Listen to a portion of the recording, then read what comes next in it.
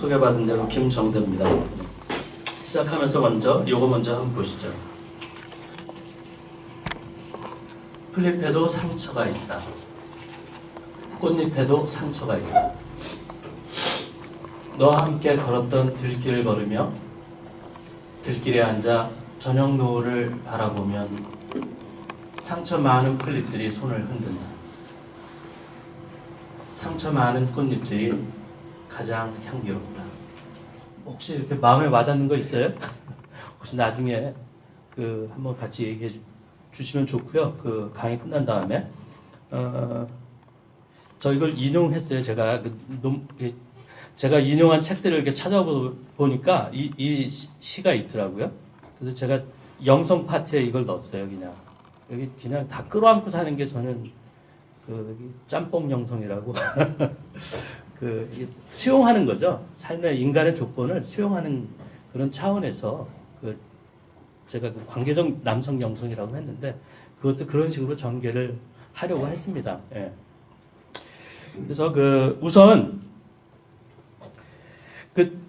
제가 남성 신학을 공부했다고 누가 사람들이 웃으면서 저한테 물어보는 거예요. 남성 영성이 뭐냐고 웃으면서. 혹시 남성 영성 남성 신학을 공부해요. 남성 신학이 뭐예요? 그러더라고요. 혹시 아시는 분이 있어요? 남성 신학이 뭡니까? 나중에 아시는 분 있으면 저한테 알려주시고요. 제가 공부한 거는 관계적 남성 영성이에요. 좀 다를 거예요, 그죠? 혹시 신학하고 영성하고 다를 것 같은데, 제가 남성 영성을 공부한 이유는 남자들이 위기 상황에 노출되었을 때 매우 취약한 모습들을 제가 보았기 때문이에요. 한국 사회에서 1997년 외환위기 이후에 많은 남성 노동자들이 노동 현장에서 퇴출되기 시작했습니다. 이들은 삶의 방향을 잃고 가출을 하거나 심한 경우 스스로 목숨을 끊기도 했습니다. 직장을 잃었다는 것이 그들로 하여금 그들 삶의 모든 것과 삶의 의미를 잃게 한 겁니다. 특히 1909년부터 쌍용자동차의 노동자들은 대량 해고 그리고 파업, 또 파업에 이어서 경찰 특공대의 포압적인 진압을 경험했죠. 그러면서 불과 한 2, 3년 사이에 약 20명이 넘었어요. 한 3, 4명 정도가 불행한 죽음을 맞이했습니다. 그리고 그들 중 반 이상은 스스로 목숨을 끊은 거예요. 저는 기룡전자 비정규 여성 노동자들과 들의 싸움에도 동반을 했습니다. 그들의 경우와 비교해 볼 때 위기 상황에 노출된 남자 노동자들이 여성들보다 더 취약한 반응을 보이는 것을 알게 됐어요. 물론 기룡전자 비정규 여성 노동자들과 쌍용 자동차 남자 노동자들의 삶은 삶의 환경이 그리고 조건이 다르기 때문에 단순히 비교할 수 있는 것은 아니에요. 그러나 하나 큰 차이는 여성 노동자들의 경우는 자신들의 어려운 처지에도 불구하고 다양한 상상력으로 싸움을 이어가지만 남자 노동자들의 경우는 투쟁의 강도는 엄청나게 커요. 그러나 성공적인 결과를 얻지 못할 경우 스스로 고립되는 것 같아요. 이 고립으로 적지 않은 노동자들이 관계를 단절하고 극단적인 선택을 하게 됩니다. 저의 고민은 바로 이 지점이에요. 왜 남자들은 위기 상황에서 취약하고 고립될까? 그래서 이들이 관계적으로 살아갈 수 있는 방법에 관해서 연구하게 된 겁니다. 앉아서 하겠습니다. 지금부터. 이게 제가 이야기할 내용이에요. 굉장히 많죠? 그래서 제가 오늘은 3장까지만 할 거예요. 그것도 많은데 핵심이 제가 얘기할 것의 핵심은 사실은 4장이고 5장이에요. 마지막 결론 부분인데. 네. 근데 여기 이 앞부분을 빼놓고 이거를 하기가 굉장히 어려웠어요. 그래서 나중에 기회가 되면 이걸 하면 돼요. 네. 뭐 한 번 더 안 할 수도 있고 할 수도 있고. 네. 그래서 첫 번째는 그 경직된 한국 문화, 한국 남성. 이건 좀 제가 사회에 대한 분석이고요. 그리고서 2장하고 3장은 좀 심리학적인 접근을 제가 해본 겁니다. 그리고 4장은 그 좀 영성적인 접근을 한 거고요. 그리고선 5장은 리더십에 대해서 제가 조금 더 이렇게 좀 보고 좀 쓴 거예요. 그 거의 결론 부분이에요. 예. 결론적으로 말씀을 드린다면 관계적 남성 영성을 산다는 것은 진정한 자기 자신을 사는 겁니다. 감정이 내가 누구인지를 잘 설명해요. 내가 책에서 배운 대로 내가 되지는 않아요. 감정이 그걸 내가 누군지를 설명하거든요. 그래서 진정한 나를 알기 위해서 감정과 친해지고 감정에 솔직해야 하고 부정적인 감정을 잘 다룰 줄 알아야 해요. 그리고 일방적인 관계성이 아니라 상호관계 혹은 관계 안에서 상호성을 의식하면서 살아야 합니다. 또 중년기의 남성들은 나름대로 가정과 다른 조직에서 지도자의 역할을 하는 위치에 있으므로 올바른 리더십이 요구됩니다. 그래서 남을 배려하는 섬기는 리더십, 남들에게 영감을 주고 격려하는 관계적 리더십, 그리고 감성적 리더십이 좋은 모델이 될 것 같습니다. 제가 논문을 준비하면서 그 아주 좋은 인풋을 받았어요. 저희 지도 교수님이 수녀님이에요. 남성 영성을 공부했는데 수녀님이 저를 가르쳐줬어요. 참 모순 같지만 그 절묘한 이 통합입니다, 이게. 예. 그 수녀님이 저한테 메렌 콤포이라고 그 호주에서 공부한 우리 그 신부님들 다 아는 수녀님이에요. 이 수녀님이 저한테 제가 2016년도에 그 호주에 멜번에 도착했는데 3월에 전화를 했더니 한 일주일 쉬고 보자고. 그래서 저 찾아가니까 책을 하나 줬어요. 그 책이 이 책이에요. 프라이멀 리더십이라고 하는 건데 다니엘 골만이라는 사람하고 몇 사람 리차드 보야치스 어렵네. 몇 사람이 같이 쓴 책인데 하버드 대학 비즈니스 스쿨에서 나온 책이에요. 그래서 처음에 저는 이 책을 읽어보라고 그 수녀님이 저한테 이렇게 책을 주셨는데 왜 이걸 읽어보라고 하지? 이해가 안 됐어요. 제가 공부하는 분야는 영성 분야인데 왜 비즈니스 스쿨에서 나온 책을 줬을까? 그리고 전혀 무관할 것 같았어요. 그리고 또 하나는 리더십하고 영성이 이게 뭐가 맞는 거야? 라고 제가 리더십을 잘못 이해했던 거예요. 보니까. 그 수녀님은 저한테 이 책 빨리 읽고 나하고 한번 이야기를 하자고. 그래서 좀 읽었죠. 열심히. 열심히 읽고 그리고선 그 수녀님을 가서 만났어요. 근데 만나기 전에 제가 이 책을 읽고 난 다음에 제 생각이 바뀌었어요. 이 책은 경영에 대한 전문 지식과 우리가 경험했던 강력한 리더십 기술에 대해서 설명한 책이 아니에요. 이 책은 감성지성이라고 그러죠. Emotional Intelligence라고 하잖아요. 그죠? 그 감성지성에 대한 내용이었습니다. 이는 단순히 경영에 관한 전문 지식을 말하는 것이 아니라 뇌과학을 바탕으로 인간의 감정이 어떻게 타인에게 연결되는지 설명하고 모든 조직에서 바로 이 감성적 리더십이 효과적이라고 설명하는 거예요. 제가 이 책을 읽고 우리 사회를 쭉 그냥 짧게 확 되돌아볼 수가 있었어요.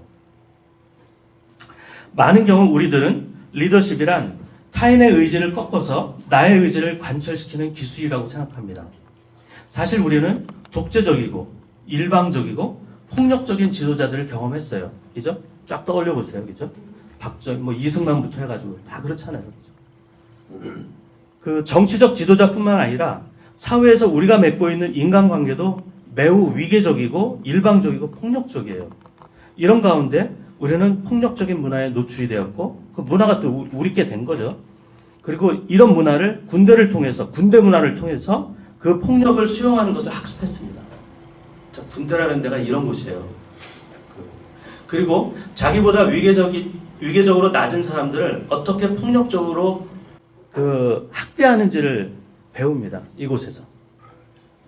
근데 이 폭력 문화는 군대에서만 끝나는 것이 아니라 직장 문화에 그대로 이식되어서 우리 생활 전체를 지배해온 거예요. 그동안. 그리고 조직과 직장 안에서 갑질, 그리고 권력 남용은 너무 당연한 것으로 받아들여졌죠. 요즘 미투 운동 또 그리고 갑질에 대한 사회적 고발을 통해서 우리 사회에 만연한 폭력성을 뿌리 뽑으려는 움직임은 이런 면에서 굉장히 다양한 거라고 좀 봐요. 그런데 단지 군대 문화만 그리고 직장 문화만 폭력적인가요? 여기 여성들도 와 계신데 여성들은 어때요? 여성들도 그렇다고 들었어요. 예. 제가 우리 누구한테 전해 들은 건데 동료 중에 누구야 혼인 주례를 하는데 거기 혼인을 하는 사람이 간호사래요. 간호사 세계에 대해서 들었다고 그 얘기를 하더라고요. 이게 멘탈이 세지 않으면 거기서 적응을 못 한다고 그런 얘기를 들었어요. 그러니까 이 폭력적인 위계적이면 폭력적이죠 사실. 이게 어디나 다 있는 거예요. 우리 문화 안에. 또 우리 한국 교회 문화는 어때요? 우린 사람들에게 세례를 주는 것만을 복음화라고 생각을 했던 것 같아요. 그러나 한국 교회는 폭력적인 한국 문화를 복음화하려고 노력하지 않았죠. 난 주교님들 중에 어떤 사람들은 신부들 군대 갔다 와야지 사람 된다고 하는 사람들 꽤 여러 번 들었어요. 그게 아닌 것 같은데 폭력을 학습하는 것 같은데 거기서 그런 말씀도 하시더라고요. 제가 이 이야기를 하는 거는 제가 대체복무제 병역 거부 운동에 관심이 있어서 이 문제를 가지고 좀 교회 안에 좀 여론화 시키는 작업을 하려고 했는데 그런 얘기를 좀 들었습니다.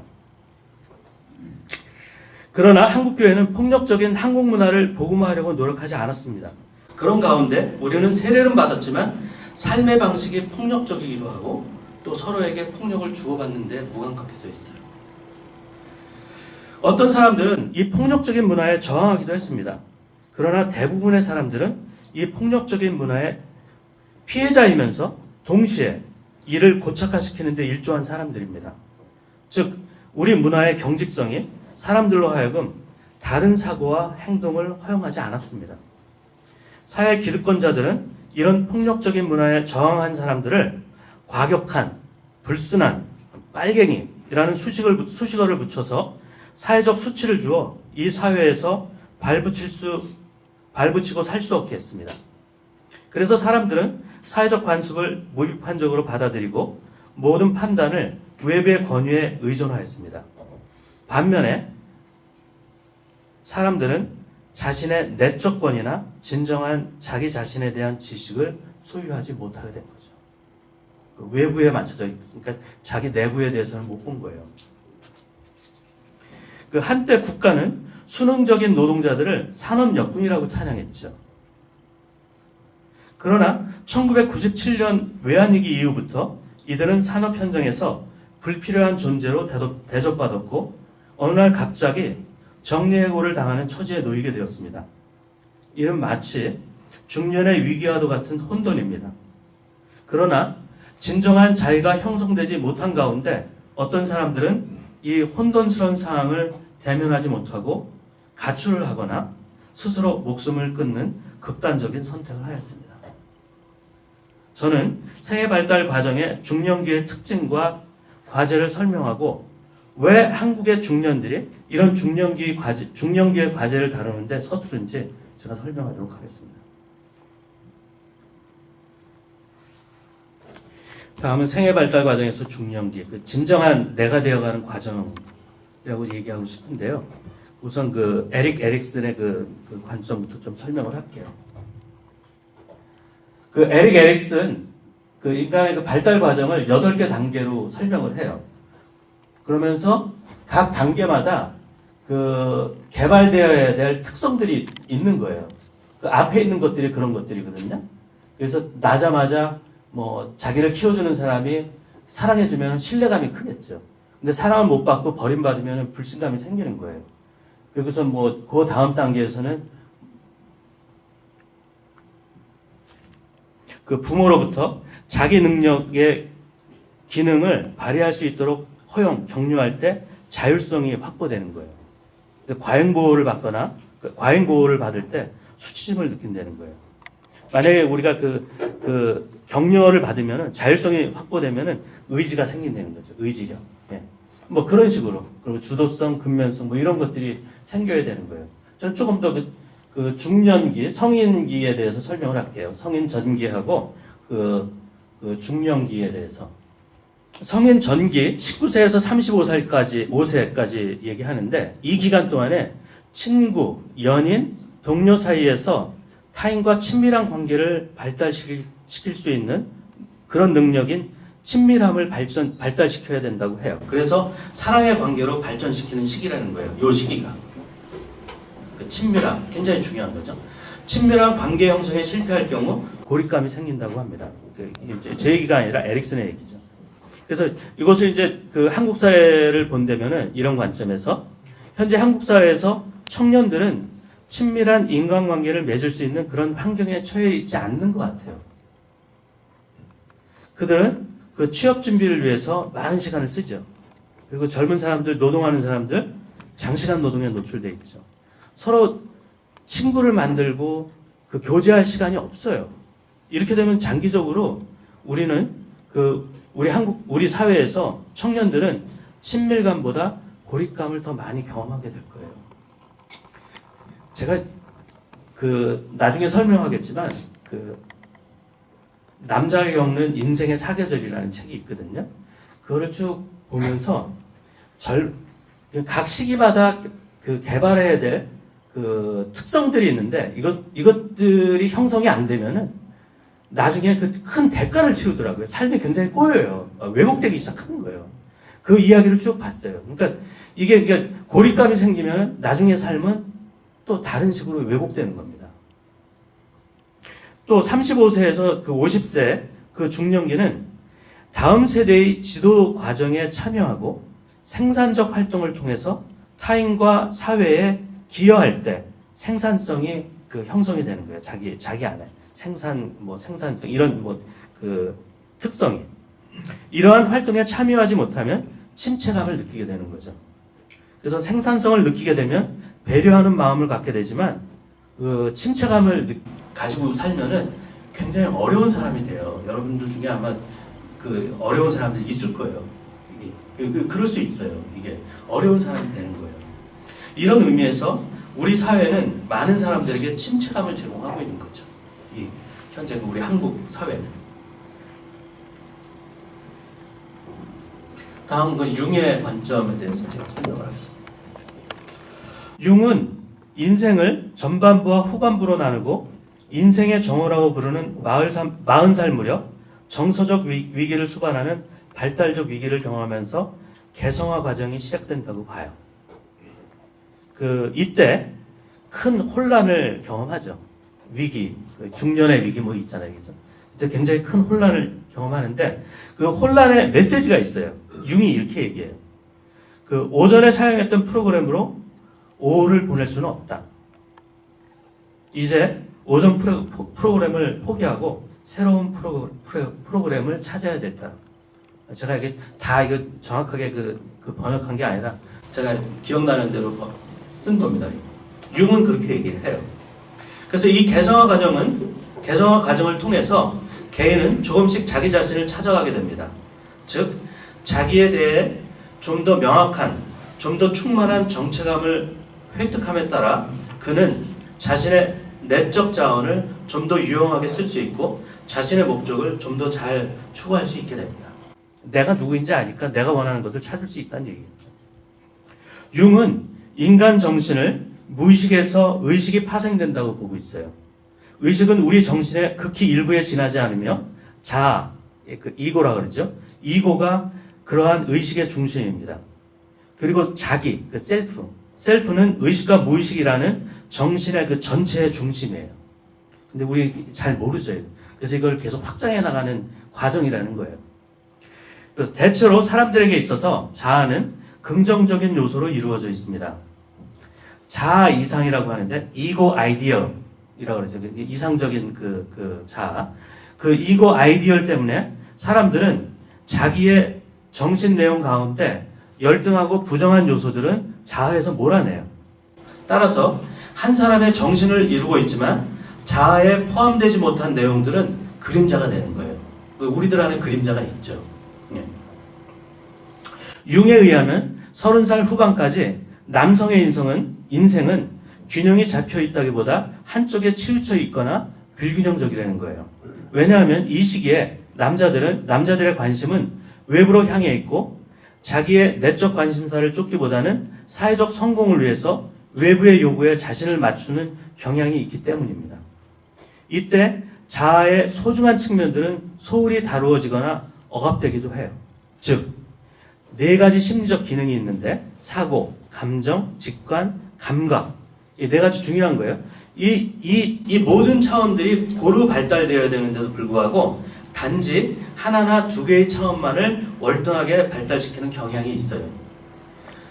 한국 중년 남성들의 경우는 치열한 경쟁 그리고 사회로부터의 어떤 기능적 요구가 굉장히 크죠. 이것 때문에 사고하는 차원이 많이 발달되어 있고 감정과 직관 같은 차원은 발달시키는 것에 별로 그렇게 관심을 두지 않았어요. 우리 시험 보는 인생 아니에요, 그죠? 시험 보기 위해서 우리 엄청 쓰거든요. 달달달 외우고 막 이해 안 돼도 외우고 오로지 그것만. 자아는 외부 세계와 접촉하는 가운데 외부 세계에 적응하는 데 필요한 여러 가지 행동 양식을 익히게 됩니다.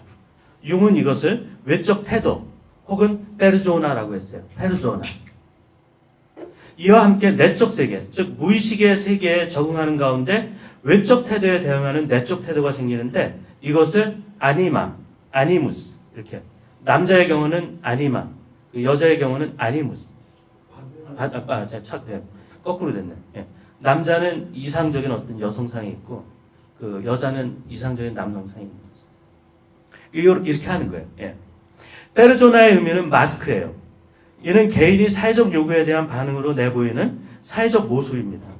즉, 이 마스크는 사회적 관계에서 개인에게 주어진 역할을 의미합니다. 우리는 살아가면서 많은 역할을 해야 하고 그 역할에 맞는 마스크를 쓰고 삽니다. 자기가 처해 있는 생활 환경에 잘 적응하는 사람에게 있어서 페르소나는 외부 세계와 자연스러운 관계를 가지도록 돕는 하나의 부드러운 보호막이에요. 그런 면에서 페르소나는 유용하고 꼭 필요한 가면입니다. 그러나 페르소나가 그 자체가 내가 아니에요. 어떤 사람이 페르소나를 실제 자기 자신이라고 착각하는 경우 여러 가지 문제가 발생합니다. 그런 사람은 자신의 삶에 필요한 또 다른 성격들을 발달시키지 못하고 진정한 자기로부터 소외되는 거예요. 내가 누군지 몰라요. 그러면서 이제 날뛰는 거죠. 이렇듯 자아와 페르소나가 동일시되면 내면 세계에서 동떨어질 위험이 있으므로 중년기 이후에 자기 개성화를 통해서 자기를 찾아가는 과정이 필요한 거예요. 중년의 개성화 과정을 통해서 자기 자신에 관해서 좀 더 알면 우리들은 사회가 부과하는 그리고 우리 자신이 억압한 본능적인 무의식의 요구들이 우리에게 준 횡포를 감소시킬 수 있어요. 제가 남자에 대한 성찰인데 재미난 책이에요. 2003년도 나온 책인데 자기 정체성이 어떻게 형성됐는지 그것을 정리한 책이에요.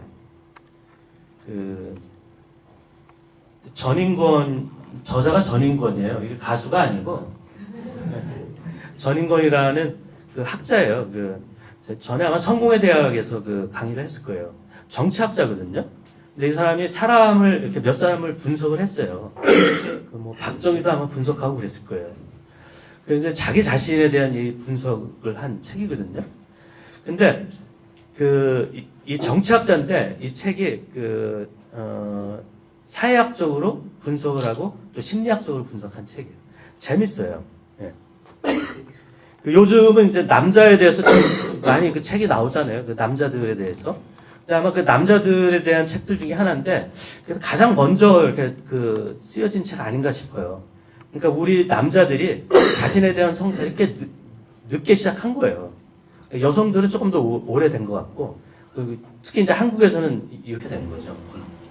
그래서 이분이 이렇게 썼더라고요. 그 책에 융의 관점을 그대로 인용을 한 거예요. 우리 한국인들은 나는 누구인가라는 질문을 제대로 던질 수 없게 되어 있다. 처음부터 나가 존재하지 않기 때문이다. 많은 경우 나는 누구인가라는 질문은 나의 신분에 관한 질문이 된다. 왜냐하면 우리 사회는 직책이 중요한 사회이기 때문이다.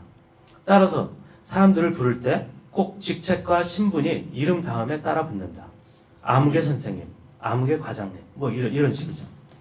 여기서 선생과 과장은 페르조나이다.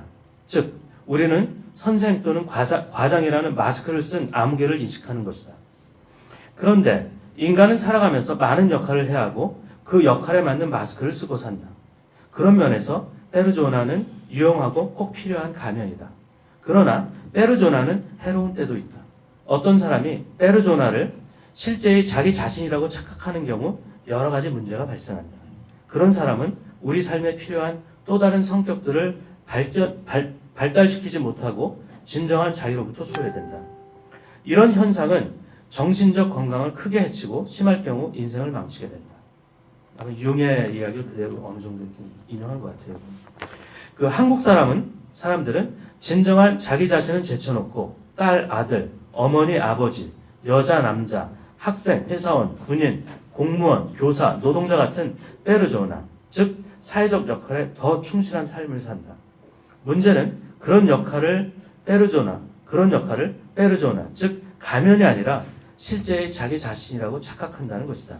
그러다 보니 나는 누구인가라는 질문을 제대로 던질 수도 없고 던졌다 해도 제대로 답을 하지 못하거나 질문 자체를 잊게 된다. 이분의 그 성찰이에요. 그러면서 또 이어지는 게 한국인들은 좋은 아들, 좋은 아버지라는 가면에 더 많은 관심을 갖는데 정신적 건강에 대한 융의 견해를 경청할 필요가 있다. 그 융의 얘기를 이렇게 인용해요.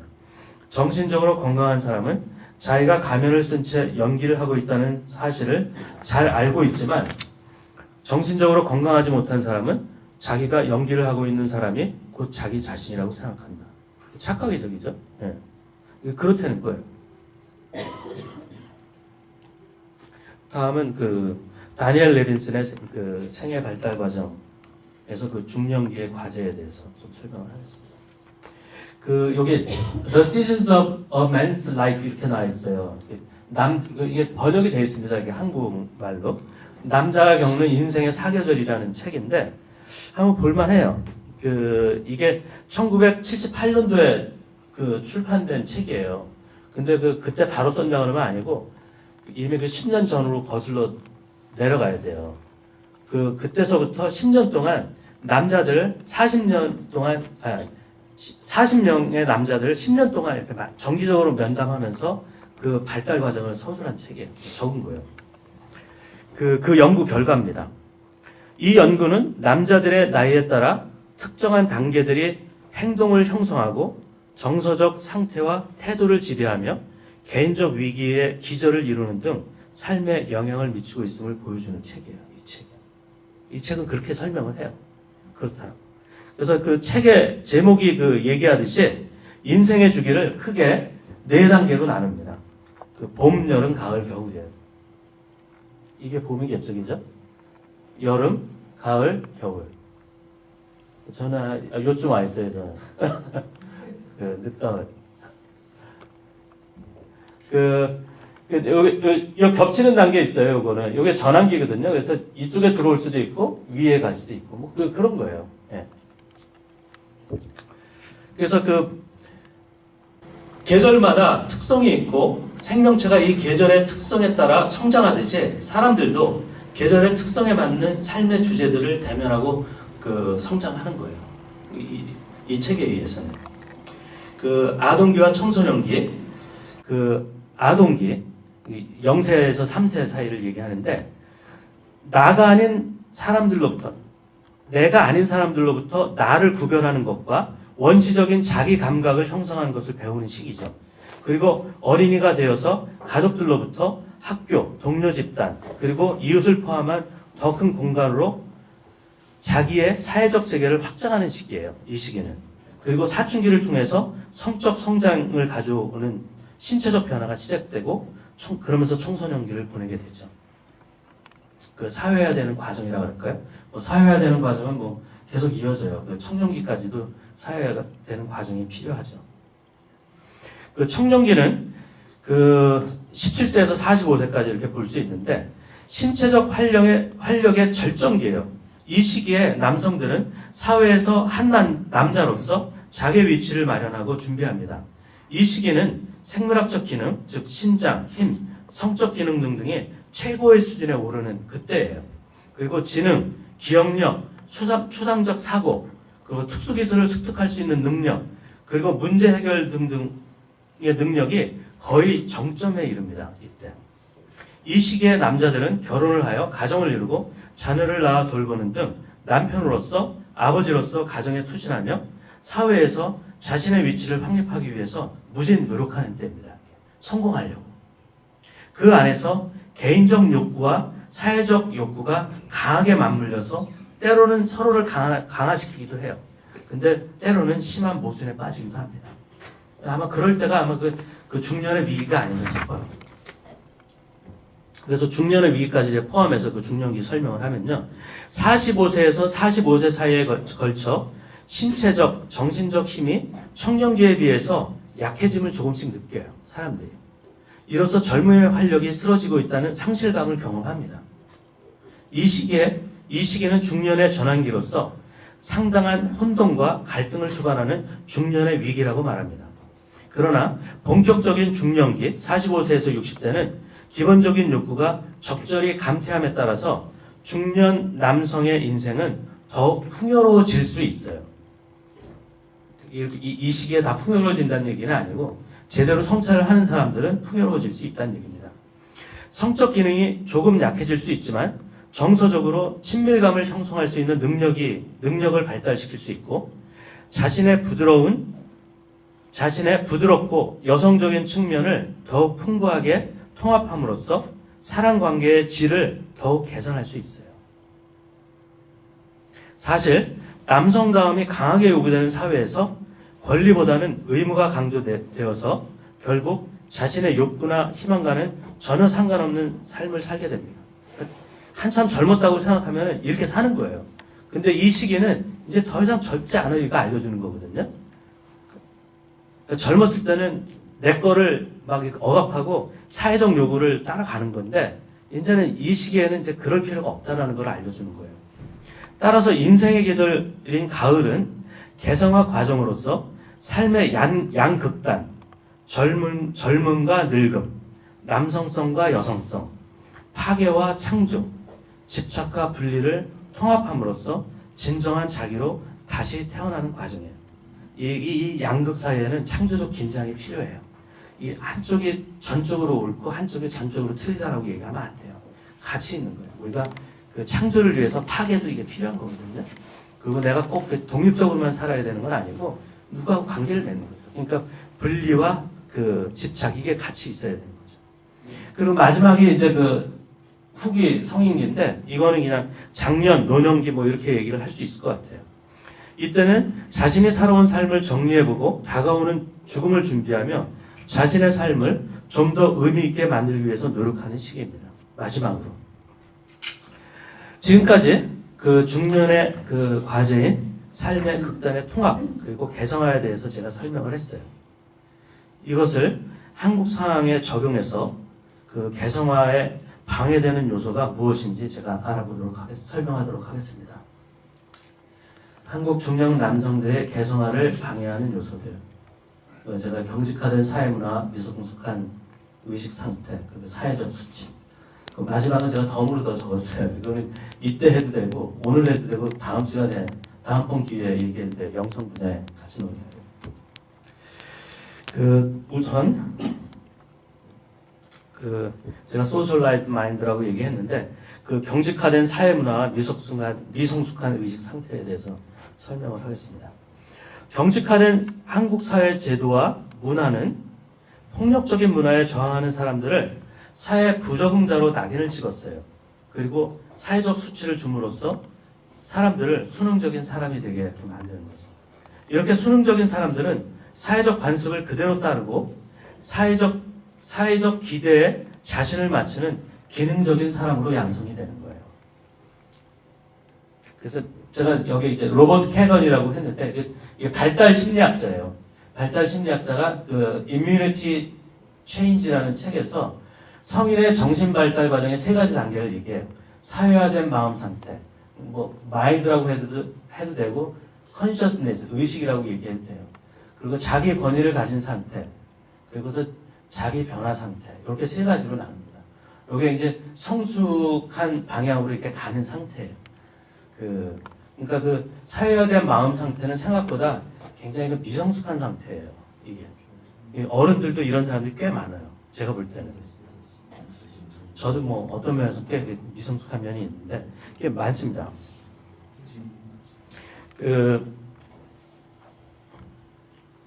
그렇게 하고 그 사회적 관습을 무비판적으로 따르고 수용하는 사람들은 심리적으로 정신 발달 과정에서 미성숙한 상태인 사회화된 정신 상태에 머물러 있어서 외부의 환경에 자신을 동일시하고 외부의 권위에 절대적으로 복종합니다. 여기서 이제 소셜라이즈 마인드라는 것은 외부의 환경에 자신을 동일시하고 자신의 생각과 의견을 제한하고 외부의 권위, 특히 조직에 영향력 있는 지도자의 권위에 절대적으로 복종하거나 타인의 기대와 신념과 가치를 따르는 상태를 얘기하는 겁니다. 꽤 이런 사람들 많죠.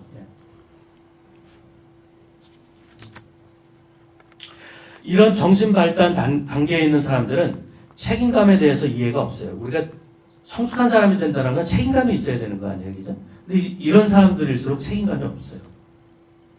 종종 책임감이 없고 책임감에 대한 이해가 없고 종종 성장 발달을 위해서 중요한 자극제가 되는 갈등을 회피해요.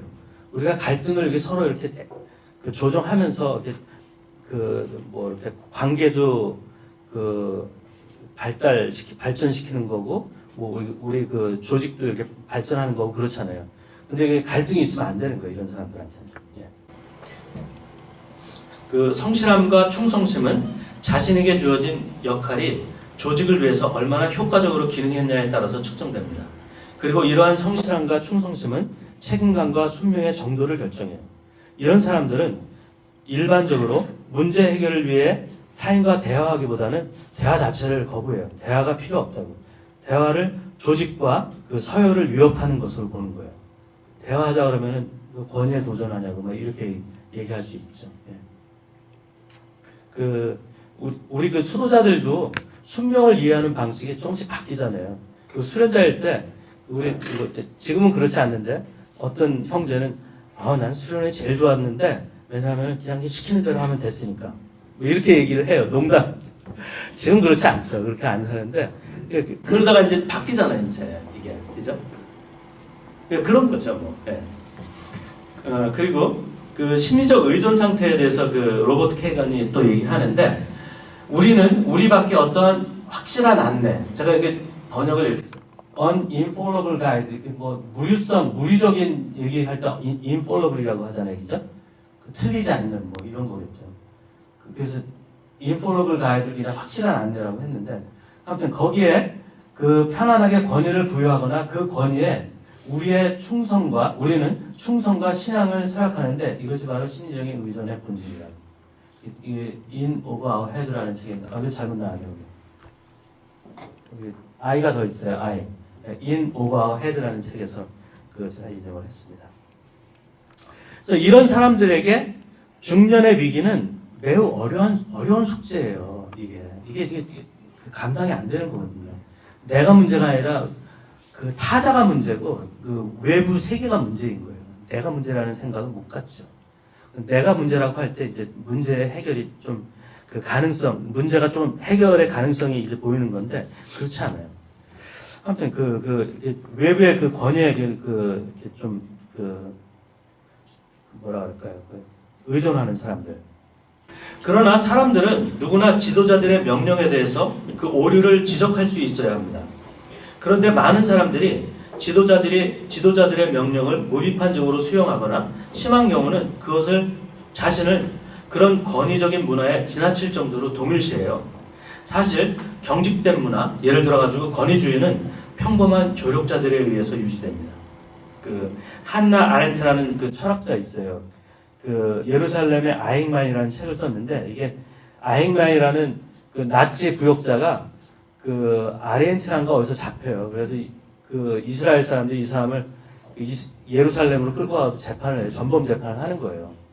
여기 이제 한나 아렌트가 이렇게 파견이 돼서 미국에 망명을 해서 살고 있는 율택의 그 철학자인데, 이 사람이 이 재판 과정을 다 이렇게 지켜보고 보고서를 낸 책이에요. 이게 그 예루살렘의 아행만. 여기서 이제 악의 평범성을 정의를 해요. 이 사람이.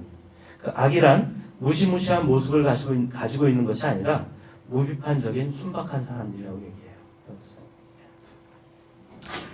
또 그 사회적 수치도 진정한 자기가 아니라 그 거짓 자기를 형성하도록 유도합니다.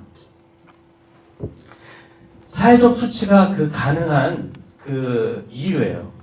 우리는 타인들로부터 우리의 가치에 대한 사회적 척도로서 존경과 명예를 기대합니다.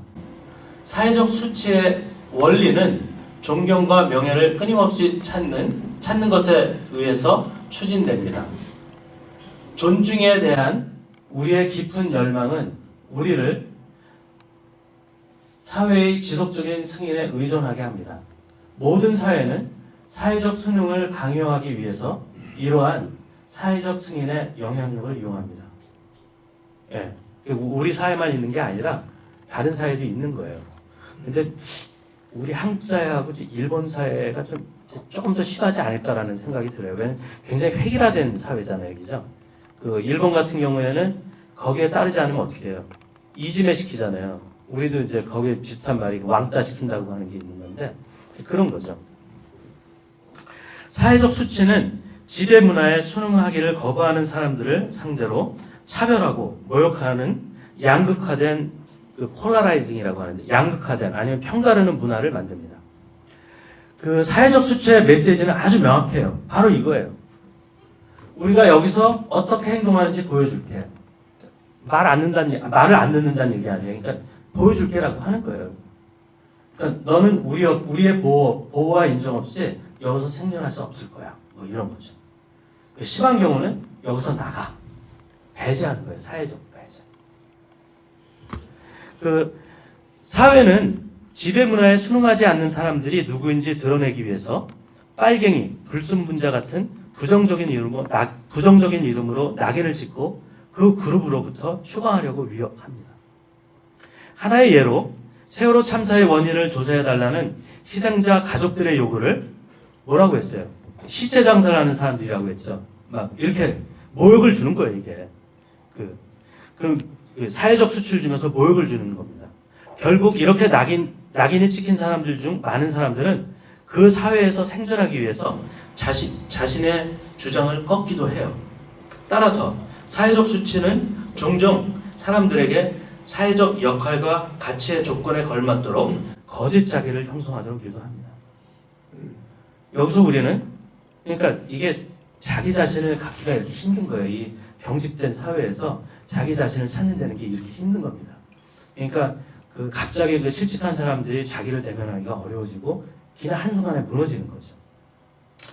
여기서 우리는 우리 지난주가 그리스도왕 대축일이었잖아요. 복음에 이런 얘기가 나와요. 예수님이. 내 나라는 여기에 속하지 않는다.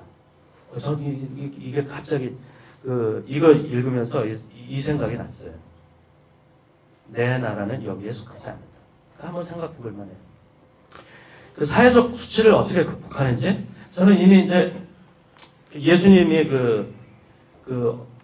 말씀 안에 답이 있다고 생각해요. 사회적 수치를 벗어나기 위해서 사람들은 사회가 기대하는 것보다 자기가 원하는 것을 따를 수 있도록 자신의 내적 갈망을 신뢰하는 법을 배워야 해요. 그래서 사회적 수치를 극복한 사람들은 내적 깊이, 자기 존중, 그리고 자율성 안에서 성장할 수 있고 자신의 개인적인 목표를 발견할 수 있습니다. 그러므로 자기 확신을 가진 사람들은 사회적 수치를 무시할 수 있고 자신의 삶의 목적과 의미를 찾을 수 있을 겁니다. 존 쉐이, 제가 인용한 거예요. 그리고 사회적 수치를 경험하는 사람들은 자신과 자신이 속한 집단에 존재하는 편견에 도전하기 위해서 그 대안적인 모임이나 공동체를 형성해서 서로 지지하는 가운데 서로 상호성을 발전시키며 사회적 수치를 바꾸는 활동을 할 수 있는 거예요. 그러니까 자기 혼자 하면 힘들잖아요. 그러니까 이런 대안적인 모임을 만들어야 되는 거고, 이게 결국 다름 아닌 사회적 편견을 갖다가 몰아내는 일이라는 거예요. 그러므로 자신에게 부과된 사회적 수치를, 자신에게 부과된 사회적 수치를 받아들이기를 거부하는 사람은 더 성숙한 정체성을 갖는 거예요. 자기를 찾으니까. 그리고 진정한 공동체의 그 소속감을 갖게 되는 거죠. 예수님이 말씀하신 것처럼 이 세상은 뭐예요? 내 나라가 아니라고. 나는 여기에 속하지 않는다. 이렇게 나는 다른 데 속한다는 거예요. 그러니까 진정한 내 공동체에 속하겠다는 의지가 들어가는 거죠. 이런 사람들은 진정한 소셜라이즈드 컨셔스니스를 넘어서 셀프 오서링 컨셔스니스를 갖는 것이기 때문에 이런 사람들이 다름 아닌 그 진정한 자기를 찾은 사람들이 되는 거죠. 그래서 이렇게 여기까지 결론을 얘기한다면은 한국 문화의 경직성은 한국 중성 남성들의 심리적 성장에 심각한 영향을 주었습니다. 이게 뭐냐면은 우선 권위적인 문화에서 그들은 스스로 나는 누구인가라는 질문을 할 수 없었습니다. 오히려 자신의 역할과 사회적 위상을 결정하는 사회적 지위에 더 많은 관심을 가졌습니다. 둘째로 그들은 자신이 사회적 지위와 역할 또는 페르소나와 지나치게 동일시하기 때문에 그들이 진정한 자기 자신을 갖는 것이 불가능했습니다. 마지막으로 그들의 의식 상태는 자기 권위를 갖는 의식, 진정한 자기가 아니라 그런 상태가 아니라 사회화된 의식 상태입니다. 그래서 그들은 특정한 지도자들과 그들의 권위에 지나치게 의존합니다. 결과적으로 많은 사람들이 자기가 올바로 형성되지 못한 상태에서 실직을 당하였고, 이는 그들에게 두 가지 중요한 질문을 던지는 겁니다. 나는 누구인가? 나는 누구에게 속하나? 이는 자기 신앙에 관한 질문이고 소속감에 관한 질문입니다. 이 질문에 올바로 답을 하기 위해서 무엇보다도 중요한 것은 진정한 자기를 찾는 것이 필요합니다. 개성화는 다름 아닌 진정한 자기 자신을 찾는 과정입니다. 또 중년기는 젊음과 늙음, 남성성과 여성성, 파괴와 창조, 그리고 분리와 집착이라는 삶의 양극을 통합하여 삶을 좀 더 편안한 마음으로 받아들이는 시기입니다. 여유있게. 중년기를 진지하게 대면하는 것은 자신의 정체성을 확립하고 편견 없는 공동체에 소속감을 갖는 것입니다. 여기까지고요. 그래서 다음에 기회가 되면은 영성적인 차원하고 리더십에 대해서 좀 하겠습니다. 감사합니다.